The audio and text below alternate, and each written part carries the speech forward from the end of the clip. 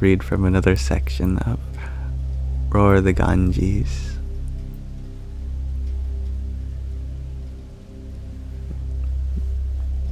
This is a book gifted to us by a devotee of its author, Swami Tadatmananda. His name is Sky Guardian.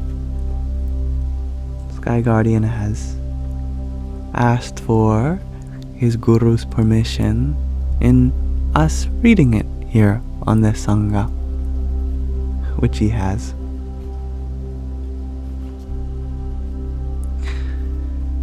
It takes place from his eyes. Before he was a Swami, he was named Mark. And Mark is here in India at the moment, days before his worldly renunciation, taking up of sannyas and becoming a Swami. Mark is a fellow Westerner, like many people here. So it's important that I think we share his experience in coming to Eastern spirituality. This chapter is called A Community of Seekers. Just before 5 p.m., Richard and I filed up the stairway to the lecture hall along with other ashram residents and guests. A few moments later, Swami Dayananda entered and walked to the dais carrying his glasses and a book. I liked the absence of any pompous ceremony like I had witnessed at the Kailash ashram.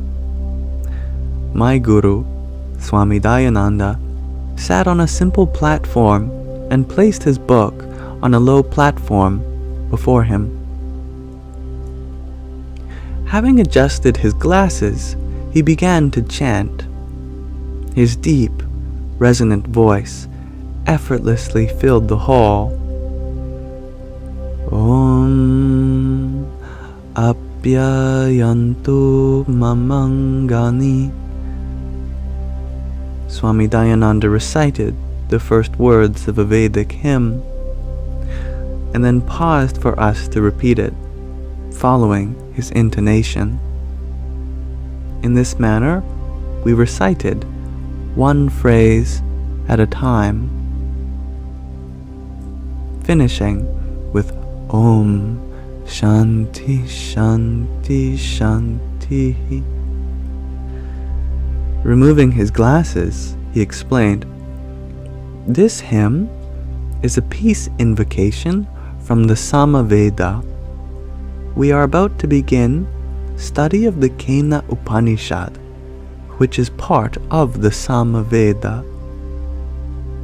This is the prayer customarily recited before every class on this Upanishad." He went on to explain that 108 so-called Upanishads are found in the 4 Vedas.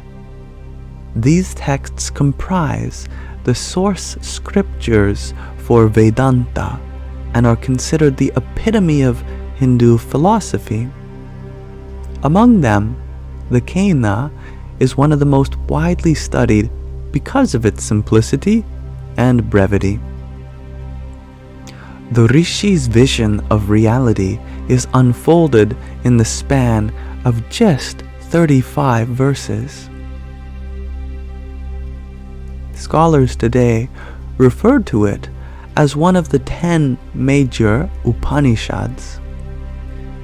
These are called major not because of their content, but because the celebrated 8th century teacher Shankara chose to write commentaries on only these 10. This particular Upanishad derives its name from the first word of the text, Kena. After a brief introduction, Swami Dayananda recited the first verse of the text, one line at a time. pausing for us to recite after him. Kene shitam patati preshitam manaha, etc. Impelled by what does the mind think and see? Impelled by what does life sustain the body? Impelled by what are these words spoken forth? These lines were familiar to me. I had studied them sitting before Swami Dayananda in a lecture hall, not unlike this one in his ashram in Saylorsburg, which is a city in Pennsylvania, during the 3-year course he conducted. Kena was the first of the Upanishads he taught there.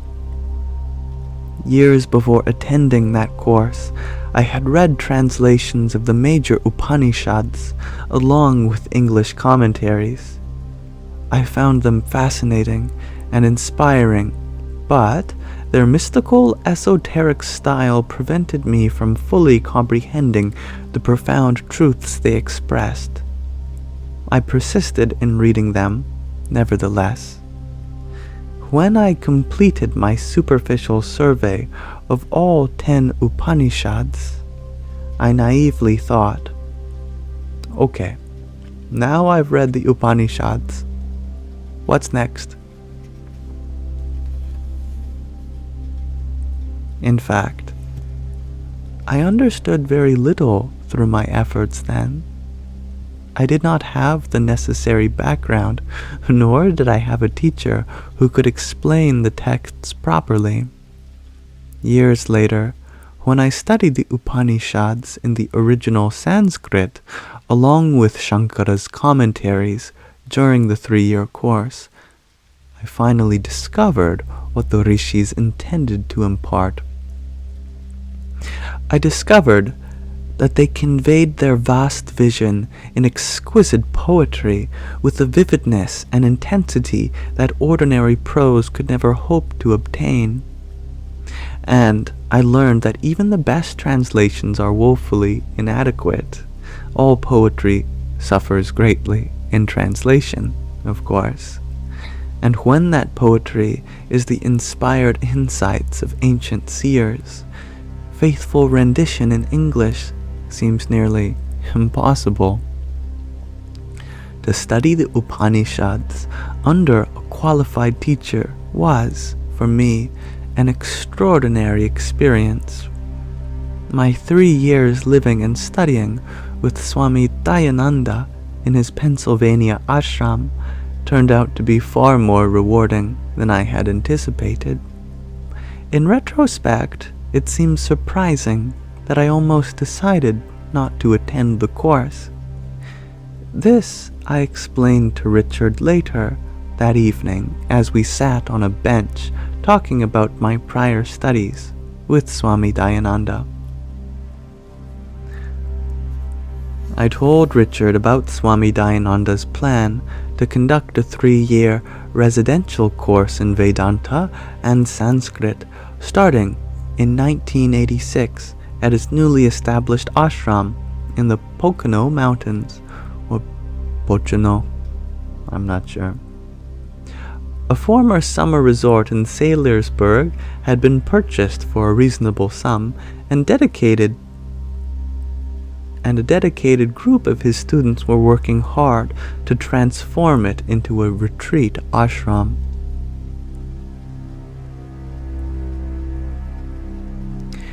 The course was to have no tuition fee. Students would pay a modest monthly fee for room and board and work several hours a day to help run the ashram. Admission to the course was based on Swami Dayananda's personal selection. To put my life on hold for 3 years and move to an ashram was not an easy decision. For an entire year I debated the pros and cons. I was already deeply committed to the study of Vedanta.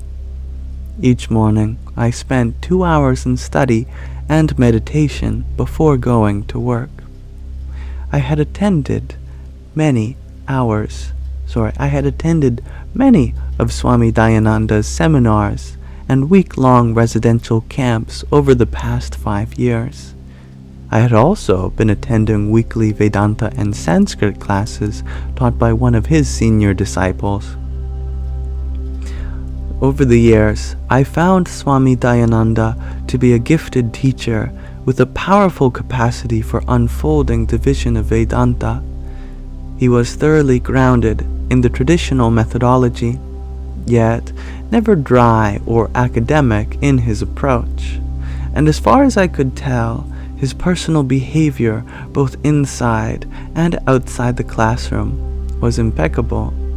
He seemed free from the ego trips that sometimes accompany renowned teachers. I was convinced that an intensive period of study with him would be an invaluable experience.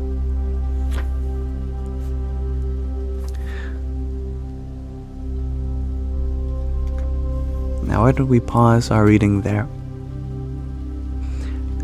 And we can reflect on the importance of dedication to spiritual pursuits.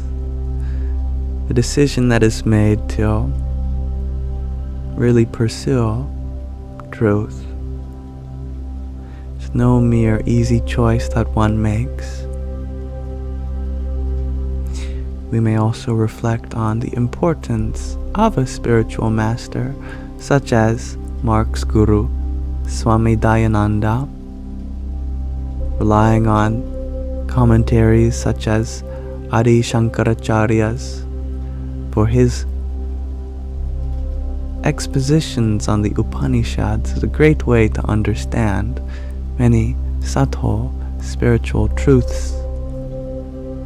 Without commentaries and without a teacher, textbooks become very difficult to work with, very hard to understand. So it is important that we pay homage to ancient spiritual lineages who have preserved the teaching, not just in their words, but in their hearts. And tomorrow, we will continue our journey with Mark, studying under the guidance of Swami Dayananda, and slowly we edge closer to his renunciation, taking sannyas.